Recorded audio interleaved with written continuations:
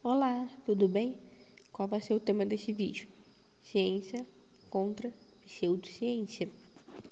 Ficaram curiosos? Vamos assistir. Título de Biologia acessível em tópicos de biologia em fundo amarelo. Então, a palavra ciência vem do latim ciência, que por sua vez significa aprender. E ao longo dos anos, a ciência desenvolveu por meio de observações e experimentações dos fatos. Por exemplo, um raio seria um fato adquirido a partir da observação, e a partir dela elaborar uma explicação, podendo ser considerada ciência. Desde a sociedade primitiva é possível encontrar, sabe o quê? Atos científicos. Eles observaram e perceberam que as árvores tinham sementes e o que fizeram? Plantaram, e novas árvores iguais surgiram. Se enterrar uma semente de uma árvore e surgir novas árvores consecutivamente, isso corresponde a um ato científico. Viram que não precisa ser algo complexo? Houve observação, depois implementação e por fim uma conclusão. Pode-se dizer que a ciência pertence às mentes curiosas. Bacana isso, né? E como a ciência se organiza? Há um método científico. O que é isso? Ele é dividido por meio de 4 etapas.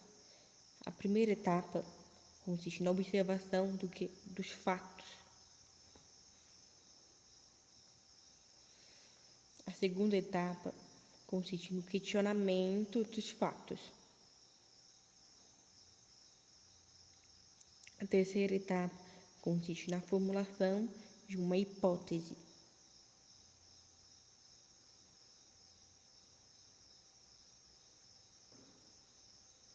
Vale ressaltar que uma hipótese ainda não é uma teoria científica, é apenas uma possível dedução para explicar os fatos.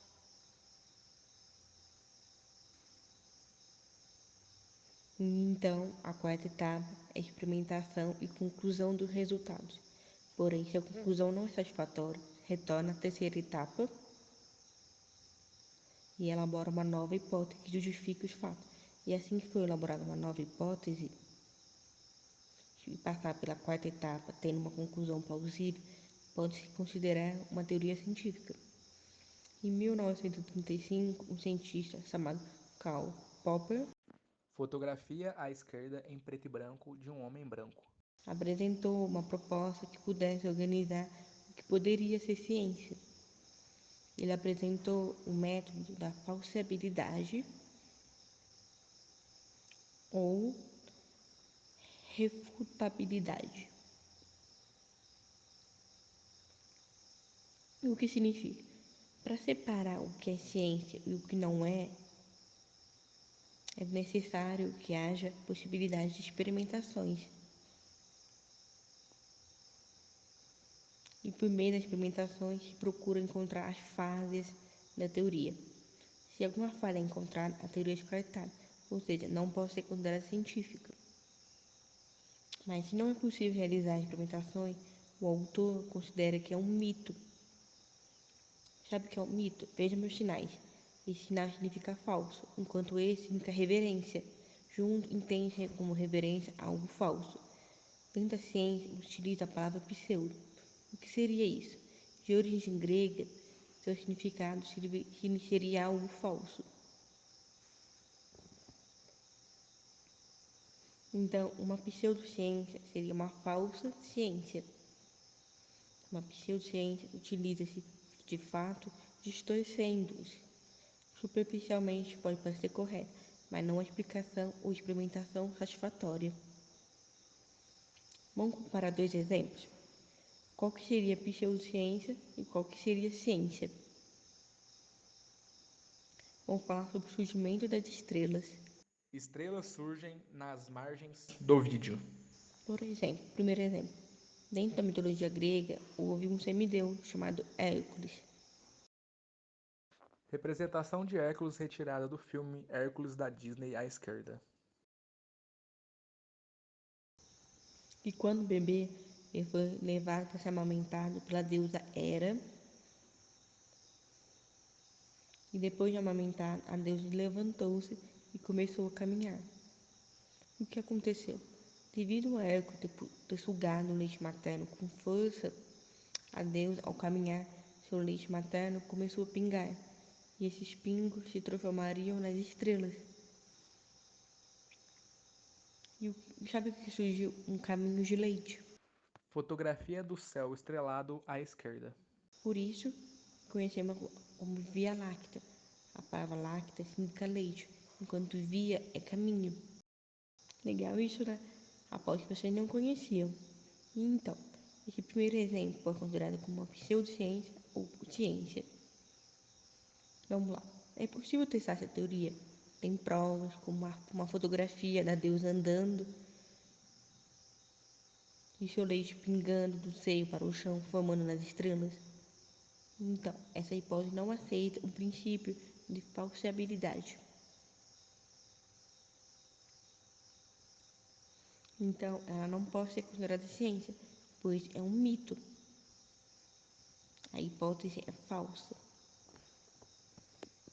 Agora vamos para o segundo exemplo. Em 1925, uma cientista inglesa chamada Cecilia Payne Fotografia em preto e branco à esquerda de uma mulher branca. migrou para os Estados Unidos para pesquisar sobre as estrelas. Ela coletou dados por meio de espectrometria atômica.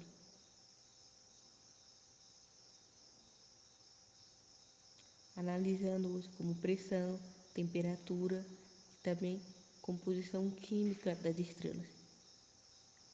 E a partir de observações sobre as estrelas, ela utilizou o método científico. Lembra dele? Primeira etapa, observação dos fatos. Segunda etapa, questionamento dos fatos. Terceira etapa, formulação de uma hipótese que possa explicar sobre os fatos. Será que essa estrela pode ser feita de outro elemento químico ao invés de leite? E por fim, a quarta etapa, experimentação e conclusão.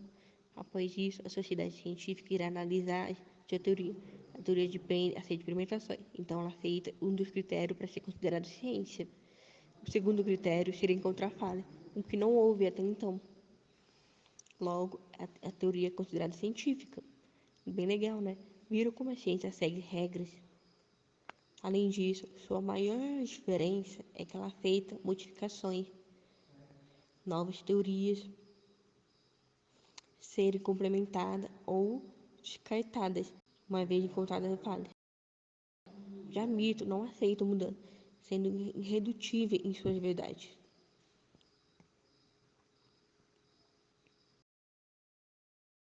Bem como não aceita o princípio de falseabilidade de Popper. Perceberam a diferença? Por isso que cientistas atuam numa rede colaborativa em prol do conhecimento e da progressão da ciência. Gostaram do tema? O que acharam sobre a diferença entre pseudociência e ciência? Beijo, até a próxima. Título de Biologia acessível em tópicos de biologia em fundo amarelo.